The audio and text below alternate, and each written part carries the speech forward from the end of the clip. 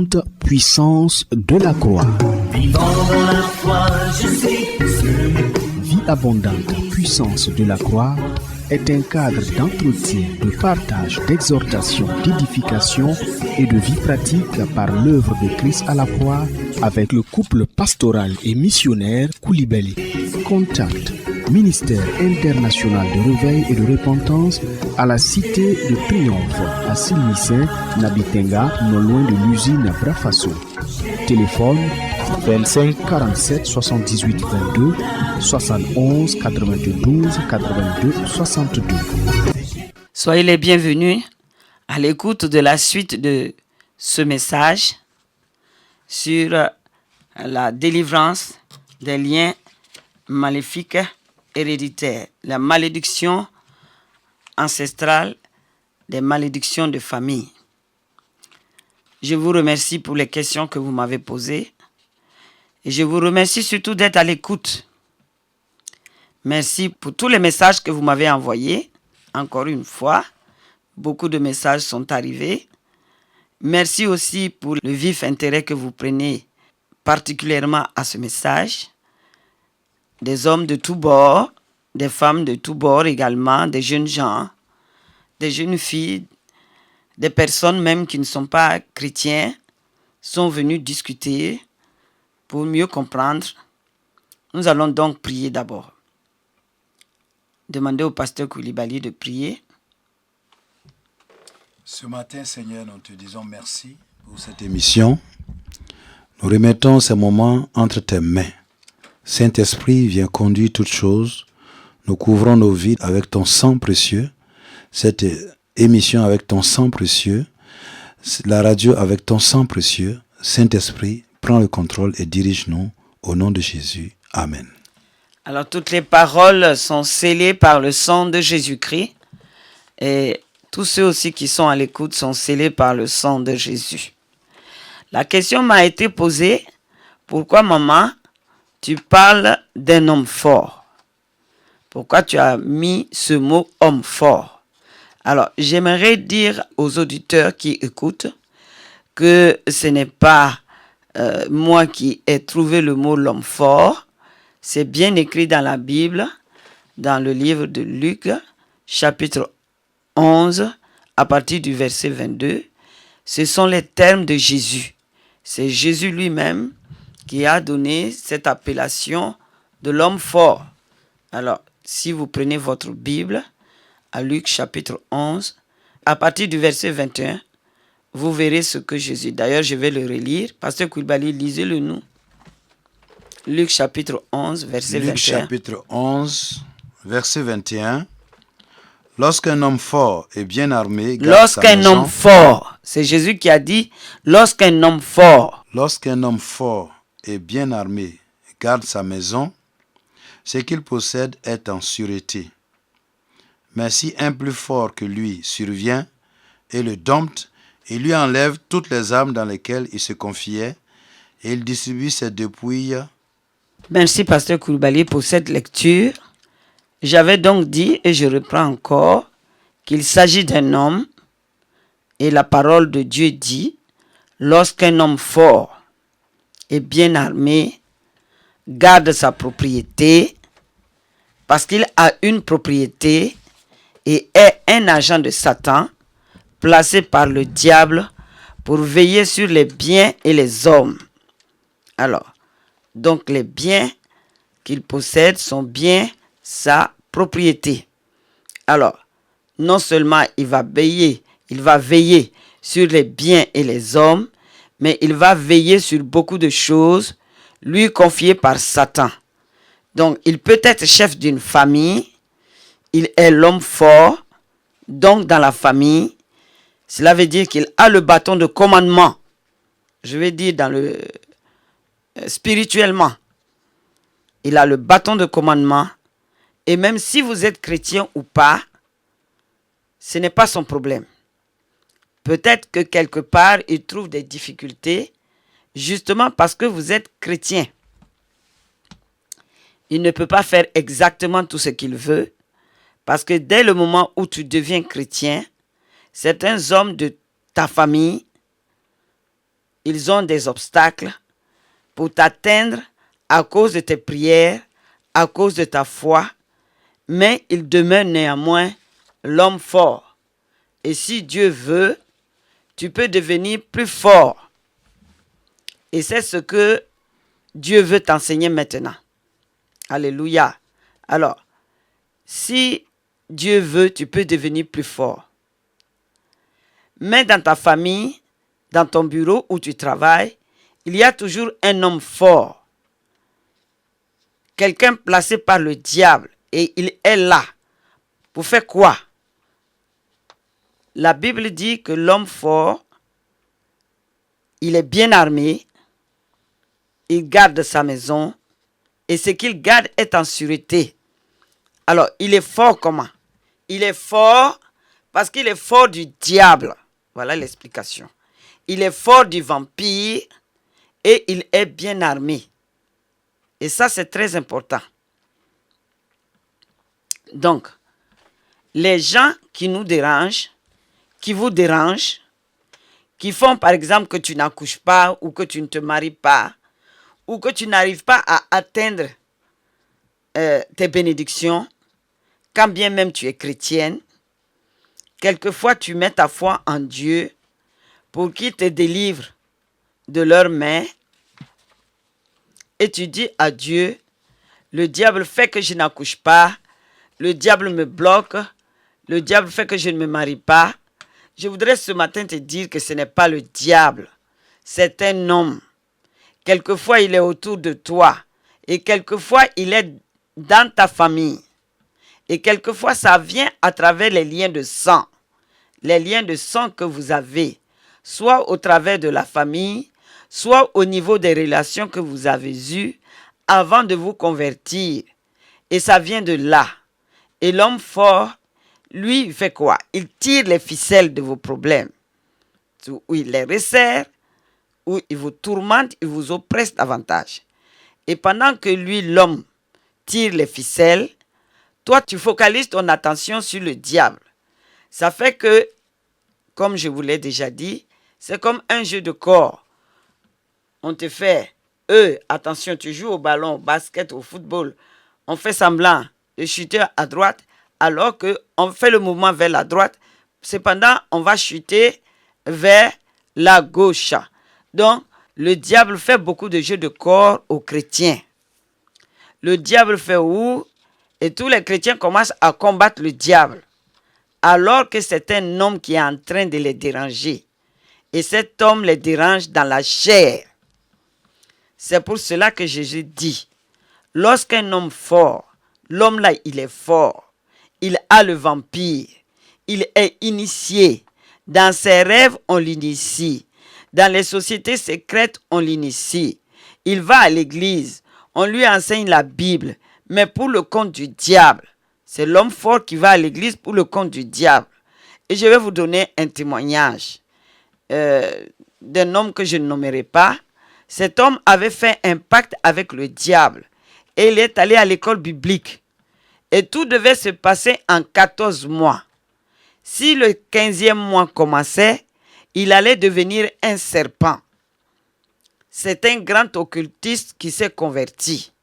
Et il s'appelle Uzorma. Il est nigérian. Alors, qu'est-ce qu'il a fait à l'école biblique? Il a appris tout ce qu'il devait apprendre. Il était capable de parler de Jésus. Il était capable de prêcher, de conseiller.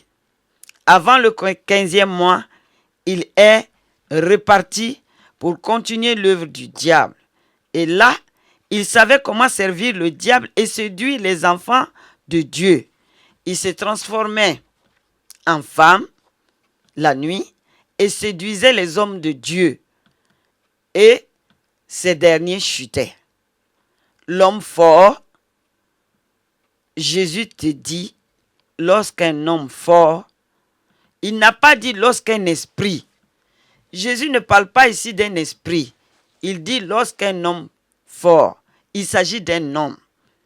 Ici à Ouagadougou, partout dans le monde, le diable a des agents, des hommes forts et qu'il envoie partout.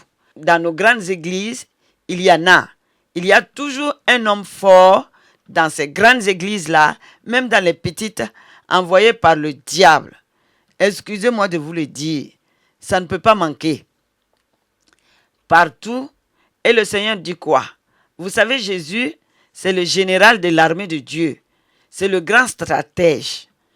Alors que tout le monde dise, c'est un grand stratège. C'est un grand stratège. Alors, c'est-à-dire, Jésus a le plan de guerre.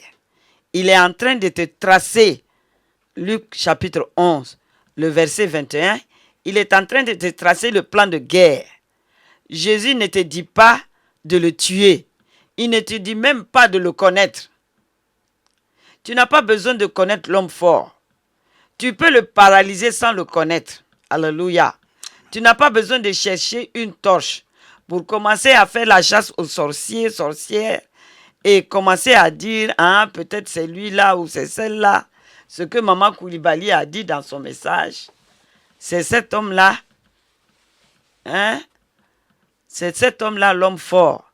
Ce n'est pas ce que Jésus dit. Jésus dit, tu peux paralyser cet homme. Tu n'as même pas besoin de le connaître. Et le verset 22 dit quoi?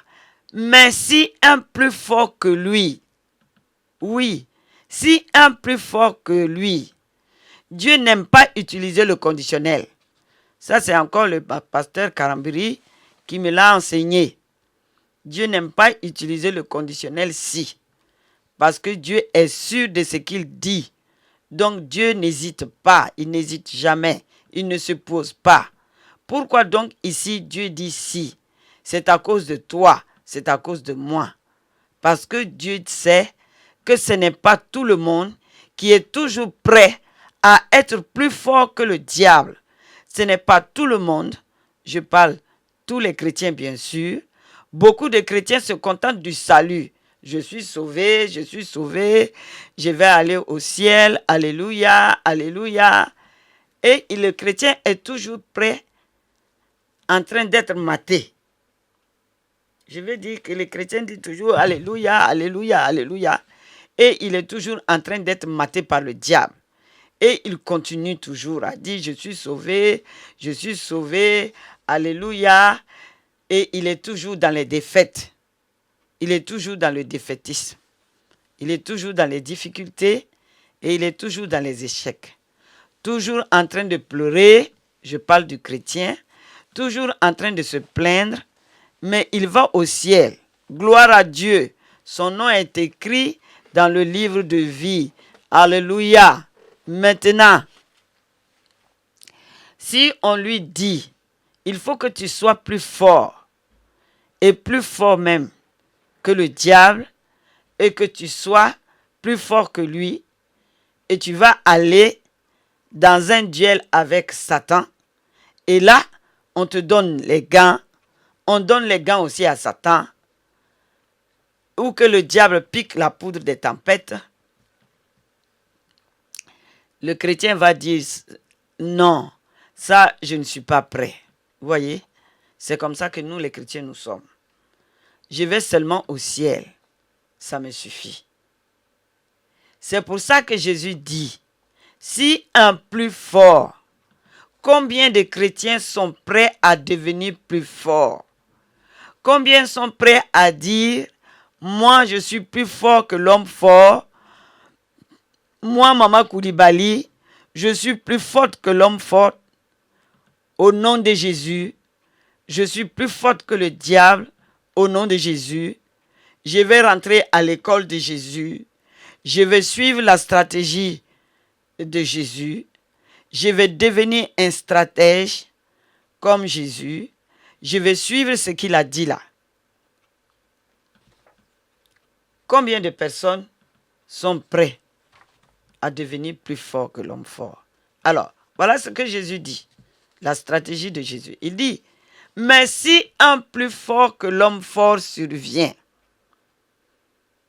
tout le monde doit répéter cela. Tout le monde dit, si un homme plus fort survient. Alléluia. Qui est l'homme plus fort? C'est celui qui vient d'en haut.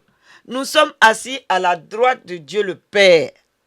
Donc, c'est pour cela que Jésus dit, si un plus fort que l'homme fort survient, survenir d'en haut, et c'est sûr, parce que nous sommes assis à la droite de Dieu le Père. Mais les hommes qui sont plus forts que l'homme fort, ce sont les chrétiens d'abord. C'est eux qui sont admissibles dans ce combat, dans cette position. Si tu es un chrétien, Dieu veut que tu connaisses la position que tu dois avoir pour vaincre les hommes forts. Tu n'as pas besoin de les connaître, à moins que Dieu lui-même veuille que tu connaisses tel homme fort qui habite dans tes parages. Peut-être il te provoque et tu es obligé de le connaître. Il te provoque physiquement. Sinon, tu n'as pas besoin toujours de connaître cet homme fort. Alors Dieu veut que tu saches pour que tu sois vainqueur. Ça dépend de ta position. En anglais, on dit position pass power. Dites ça. Position pass power. Ça veut dire que la position dépasse le pouvoir. La position dépasse le pouvoir, je le répète. Quelqu'un peut être dans ce pays et il croit qu'il est très puissant. Mais il ne faut pas qu'il provoque le président de la République. Tu peux être puissant, tu peux avoir beaucoup d'argent, beaucoup de relations, mais ne provoque pas l'homme qui est en haut parce qu'il a une position qui dépasse ton pouvoir. Il n'a pas besoin de bouger de sa maison, de son bureau. Il n'a qu'à donner seulement des instructions. Allez dans tel endroit. Il y a un monsieur là-bas. Attrapez-le. Mettez-le en prison. Sans jugement. Dès qu'il donne l'ordre, l'ordre sera exécuté immédiatement. Je dis bien exécuté. Parce que la position de celui qui a donné cet ordre dépasse le pouvoir que toi, le petit, tu as. Si par exemple, toi, et il y a des hommes comme ça à Ouagadougou, ils croient qu'ils sont très puissants. Fais attention à ceux qui ont une position plus élevée que toi. Parce que même s'ils sont moins puissants, et puisqu'ils sont élevés, ils ne peuvent tomber que sur toi. Quand la pluie tombe, elle ne peut tomber que sur la terre. La terre peut dire, mais moi je suis grande, je suis plus grosse, je suis plus dure. Et la pluie va dire, moi, je suis seulement l'eau. D'ailleurs, moi, je ne suis pas là en permanence. Il y a un cycle.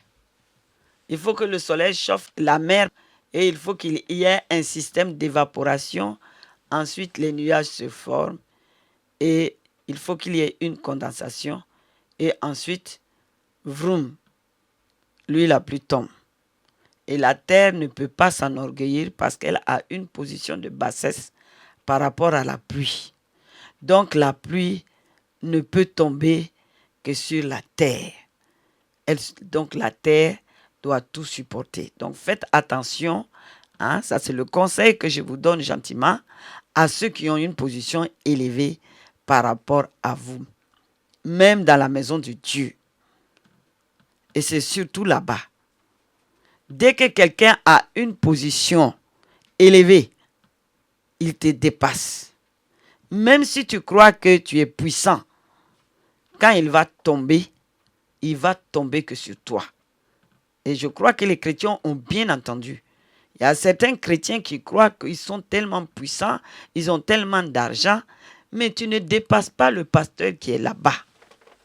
Alors, dans le monde spirituel, qu'est-ce qui conditionne l'autorité, la domination? C'est la position. Dans le monde spirituel, au ciel, par exemple, il faut faire attention. Parce que les hommes forts, ça veut dire les démons les plus forts, sont là. Donc toi, tu fais attention. L'homme de Dieu qui est là, tu ne lui parles pas n'importe comment à l'église. Tu ne le traites pas n'importe comment. Et si tu l'invites à manger chez toi, reçois-le comme un envoyé de Dieu. Ne le traite pas mal. Parce que sa position dépasse ton argent. Et la position qu'il a est une position spirituelle en rapport avec Dieu. Alors que toi, c'est sur terre que tu possèdes l'argent. Mais la position que l'homme de Dieu a dépasse l'argent que tu peux compter, même si ce sont des milliards. Que Dieu te bénisse de m'avoir écouté. Je voulais vous donner ce petit conseil. Je ne vais pas aller plus loin. Je vais seulement vous souhaiter du courage et je veux seulement te dire que il faut que tu sois plus fort que l'homme fort. De toute façon, nous continuerons notre message la prochaine fois pour que tu saches que tu peux être plus fort que l'homme fort et que tu peux survenir, le dompter, lui arracher tout ce qu'il possède. Je vais donner un message en conséquence. Comment tu fais? C'est une question de foi. Ta position, nous les chrétiens, nous sommes au-dessus et nous sommes plus forts. Si tu ne le sais pas, toi les chrétiens, tu t'es toujours minimisé, reprends-toi. Que Dieu vous bénisse. Je vais prier maintenant pour ceux-là qui ne sont pas chrétiens ou des personnes m'ont envoyé des messages pour que je prie pour eux. Il y a quelqu'un qui m'a envoyé un message concernant une épilepsie. Je vais prier pour cette personne maintenant. Seigneur, merci pour cette émission. Maintenant, Père, au nom de Jésus, ta parole dit que dans les meurtrissures de Jésus-Christ, nous sommes déjà guéris. C'est pour cela que je proclame la guérison dans la vie de cette personne. Je brise l'autorité de cet esprit d'épilepsie. Sors. La parole de Dieu dit que Dieu a créé l'homme parfait. Alors, libère sa vie immédiatement même. Même si tu le projettes à terre, va-t'en au nom de Jésus-Christ, car dans les meurtrissures de Jésus-Christ, la parole de Dieu dit que cet homme est guéri. Je proclame alors la guérison dans la vie de cet homme. Il y a également des gens qui m'ont encore demandé de prier pour les pipis. Et je proclame la guérison au travers des meurtrissures de Jésus-Christ. Et je vous dis qu'à présent, vous êtes guéris. Il y a encore quelqu'un qui a envoyé un message aussi pour prier pour lui par rapport à la masturbation. Je demande à cette personne d'étendre ses mains. Écoutez-moi les mains de cet homme.